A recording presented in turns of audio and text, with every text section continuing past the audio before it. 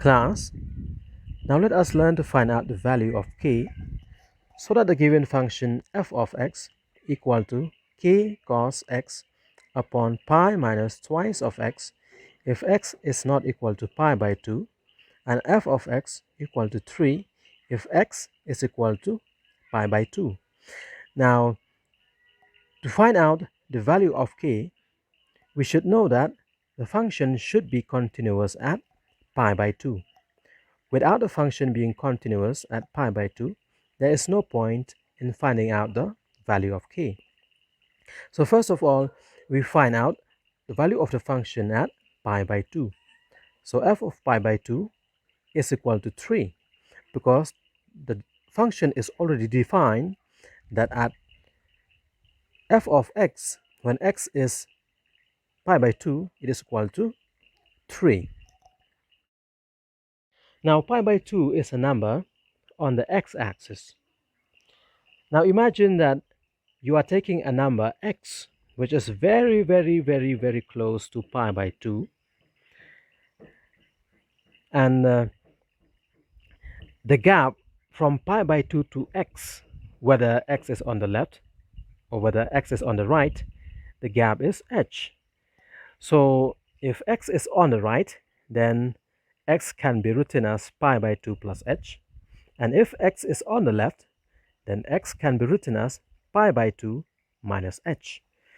Now we know that x is a number which is approaching a number pi by 2, not mentioning whether it is from the left or whether it is from the right. So we simply write x approaches pi by 2 in the line below. So without putting the plus sign or the minus sign, because here we assume that x is approaching a number pi by 2 from both sides. So if x is approaching to pi by 2, then h should be a very small number. That gap h should be very small and it should be approaching 0.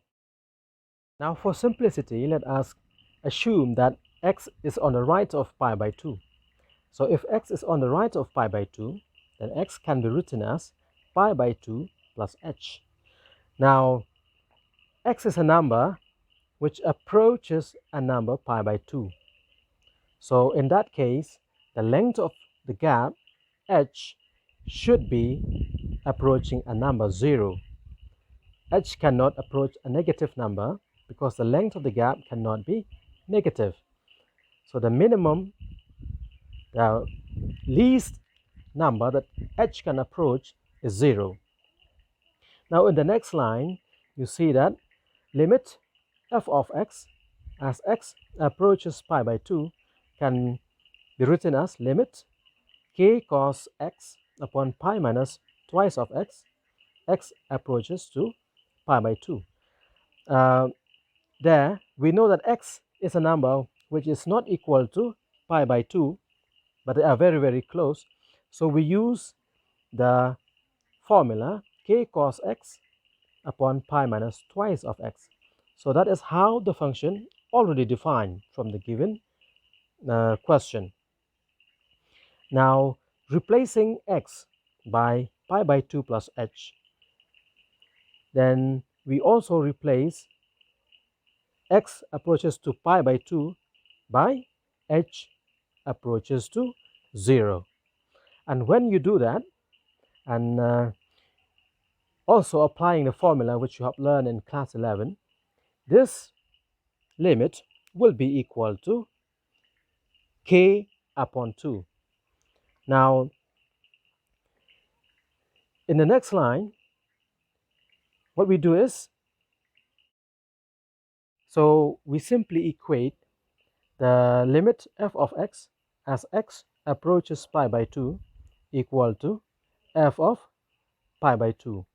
So when you have done that, you will be getting k upon 2 equal to 3 and k should be equal to 6.